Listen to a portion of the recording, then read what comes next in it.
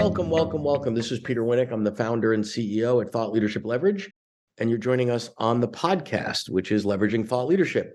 Today, my guest is David G. Ewing. David is the CEO of Motive. He's a trailblazer in customer experience innovation. He's got over 25 years in the industry. He's transformed insights into substantial revenue for 500 plus clients. Harvard grad in engineering, which is interesting to be in the customer experience space coming from there. Motive has been on the Inc. 5000 list. He's president of Entrepreneurs Association in Austin and has done a lot of interesting things on the thought leadership side, which is why he's here today. So, David, welcome aboard. Thanks, Peter. Appreciate you having me. So let me give you the first question is, right, you're in professional services, you've got an agency, customer experience, et cetera, et cetera.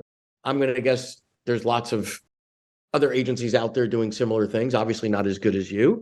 How is it that you've come to use thought leadership to differentiate the business, drive business to you? Like, what's the business case for you to decide to invest in thought leadership? Well, you're pretty spot on. I decided a long time ago that the more I focused, the more useful I was, despite being relevant to a smaller and smaller group of people. And, where I had to take the business was I found that focusing entirely on customer experience using a technology from a single vendor, which our vendor happens to be Oracle, was the way to really make sure that when a customer threw anything my way, I could handle it. The good news about being so narrow is that when you find that target customer, that company that needs that service, it's a match made in heaven. But the problem, as I think you've rightly pointed out, is we're not the only company out there who can do that. So There are dozens of companies who are boutiques who have similar specifications and capabilities to us. And so for us, it really comes down to, why did we bother doing this?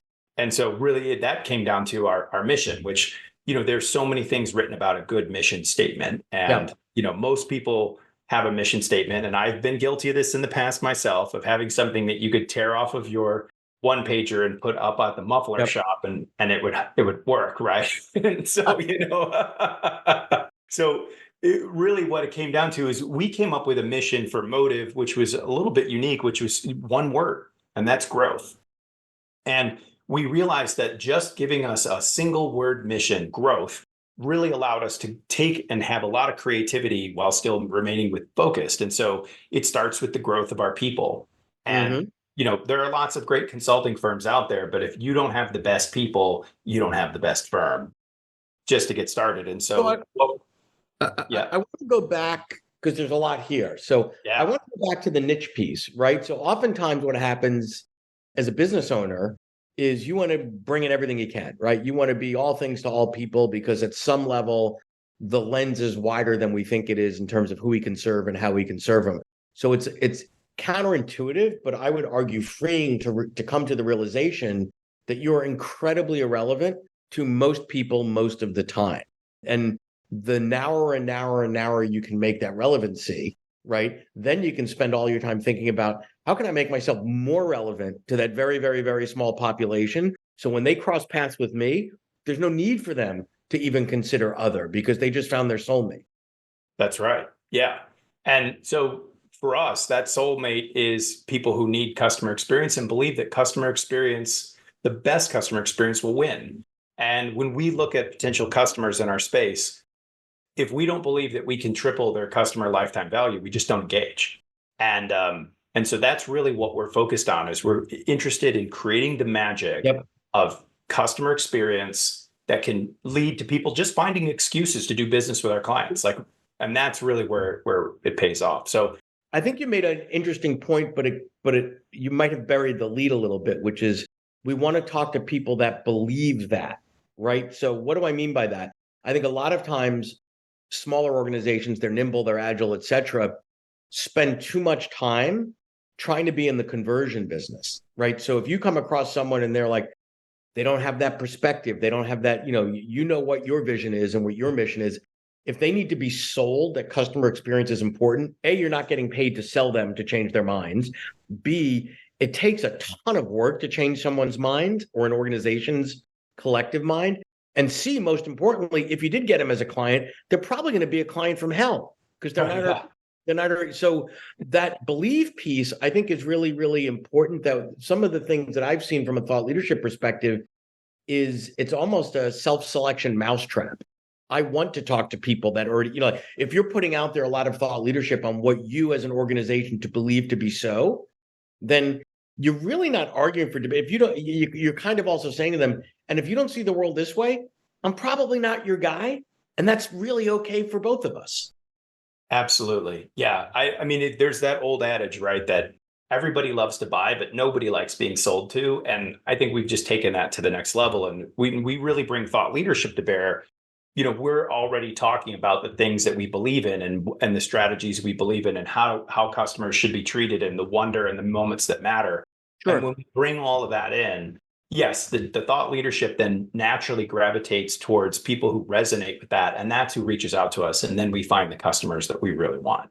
So when you look at that fine line between marketing and sales, thought leadership from a marketing perspective is actually qualifying warmer engagements, maybe not leads to the point of a sale immediately, but if it's filtered out folks that wouldn't be a good fit, that's good too, because you're not spending money, time and effort talking to people that aren't going to go anywhere or writing proposals or RFPs or whatever.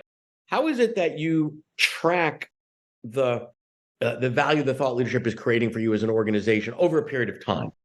Well, it's a little bit even more nuanced than that, because whenever we're dealing with a sale, we're dealing with usually far more than 2, 3, sometimes 5 or even 10 decision makers. Mm-hmm. And in that group, you're going to get some people who believe what we believe, and you're going to get some that don't. And so if there is any selling in our process, what it is it's merely the identification of who are the people who share our values, who understand the value of customer experience. And in that portfolio of folks that we're going to meet, if that group can outweigh the other group, then that's where we go. So a lot of times what we do is when we are measuring this, we're measuring in an individual opportunity, if you will. And as we're evaluating it, we're trying to just do a census of how many people are resonating with our belief system. And that really works out well. So it's not measured in terms of hundreds of different companies and things like that. It's measured by individuals within an opportunity and who's really there to kind of help us lead the way and transform a company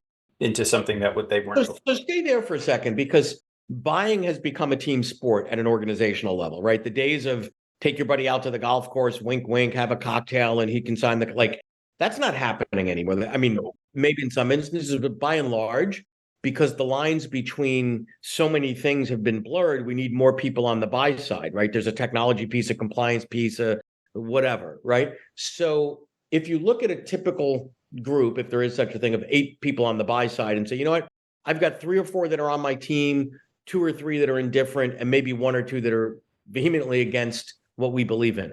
Well, we're probably not going to want to focus on the against, but if we can keep them in the minority, then what we could do is use thought leadership to feed those others in the middle that are more persuadable based on what we're doing. So I think this is something that folks are using thought leadership for as well, saying, hey, we're getting ready for a meeting. We had this conversation. Oh, funny you should mention that. I wrote a piece on this 6 months ago, or I did an article on that very issue last month or whatever. And you could show them other things that are memorialized in a piece of thought leadership to show, hey, I've been thinking about this long before you brought it up.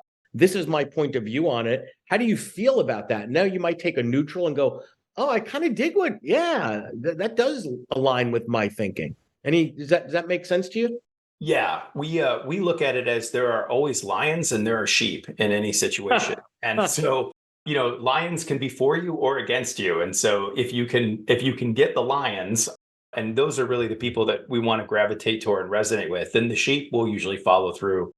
Exactly. So that's really how we work on it. So yeah, that's and you get the lions not by battling them, but by showing them that, hey, we've got a lot in common. I think the way here's how I can be helpful to you, or what I say benefits your piece, or whatever the case may be. It becomes their idea. Yeah.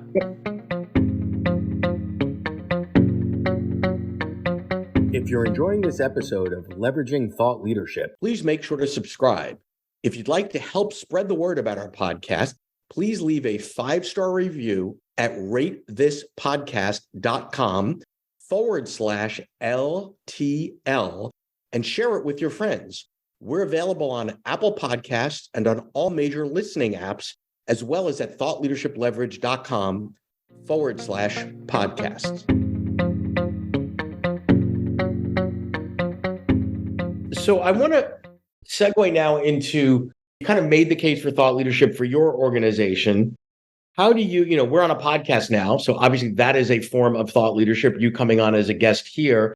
How do you decide where to put your stuff, what format, what modality? I mean, because that becomes, once you sort of commit like, hey, thought leadership's a benefit to my business, it opens up a whole bunch of other questions. So how have you wrestled with that?